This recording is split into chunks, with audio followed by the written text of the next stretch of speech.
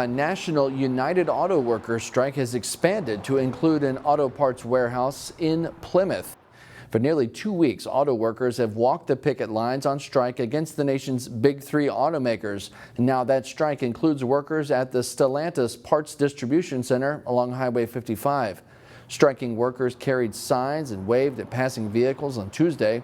They're arguing against a two-tier wage system which pays newer hires at less than half the wages of longtime staff for the same work. Meanwhile, veteran employees like David Carlson say pay has gone up only slightly in the last 20 years. My dad retired out here 20 years ago. My dad made $5 less an hour 20 years ago than we do now. So we're kind of looking at just getting back to what we've given up over the many years. So. I know a lot of people say it's all about the corporations. Other people say it's all about the labor, but it's not. You need them both. And it's just like asking somebody which leg do you like better, your left or your right. You're in it together. So if they've made $12 billion already this year, you got to help out your people.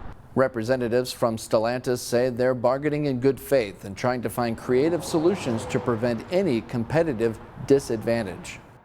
More than 350 apartments and townhomes for rent may be coming to Maple Grove.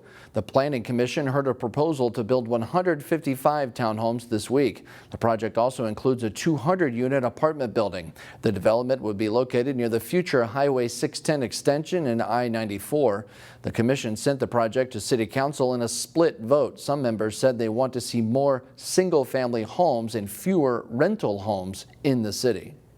A woman who works out at a gym in New Hope can take on anything, and now she's setting world records. Emily Haugen introduces us to Susan Zemke, whose accomplishments only start there. In the early morning at Lifetime Fitness, trainer DJ packs on the pounds. So keep that back tight, keep that chest up. And Susan Zemke responds. Good. Susan is 71. And she's resilient. She's fierce, so she's very competitive and driven. Since 2018, she's competed in the Highland Games. Those are competitions that require a lot of skill and strength. I am very small for the sport. This is a big person sport. Small, but mighty. This year, she scored 7 age group records at the Games in Switzerland. I want to be able to do whatever I want for as long as I want, and I cannot do that if I am not strong. And she's persistent in more ways than one. Susan was diagnosed with cancer in 2021. I was allowed to start training again 7 days after the surgery because it was not huge. Still, her muscles weakened from the radiation. Since then, we've built back up to that, to where we've beaten a lot of those numbers. Eventually, hitting personal records. In fact, I had a really good paused squat during the middle of this at 190, so I was surprised. She said her base of fitness and early diagnosis helped her fight it fast. You know, I feel like that was less of a thing to overcome than it was more of a, there's a blip on the radar.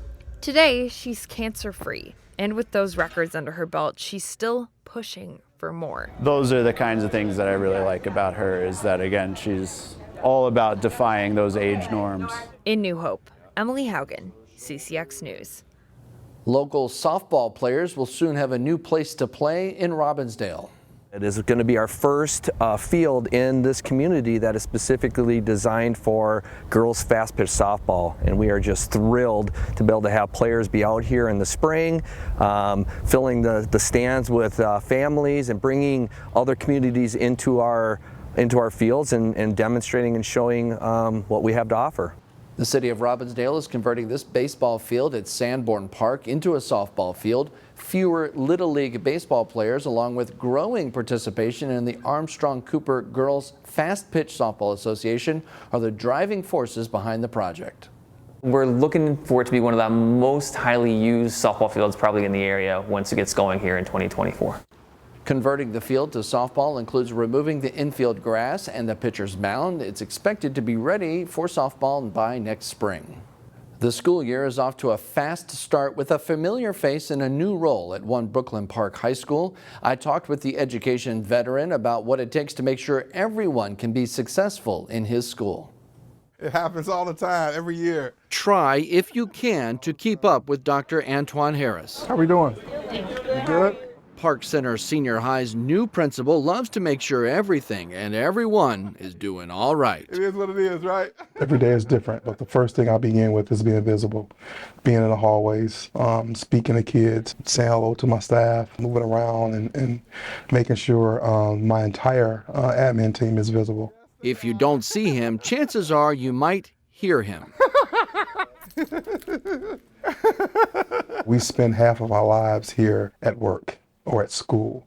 And so to have those relationships built to where we're not just numbers, but we're people, and that goes for our students and staff, it goes a long way to be able to have those conversations. After 3 years as assistant principal, Harris took over this year as principal, 20 years after he began his career as a teacher in Osseo area schools. Texas Okay. or in Atlanta.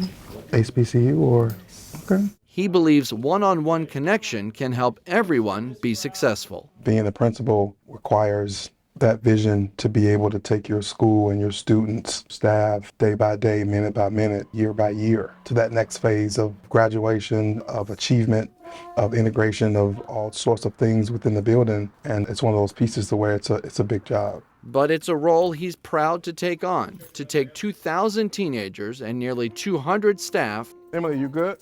Okay, everything going all right? As far as he can, so they can all achieve. We are working as hard as we can to help our babies be successful. And that takes all of us to collaborate as adults to help them accomplish their dreams. And we are working hard every day. My door is always open.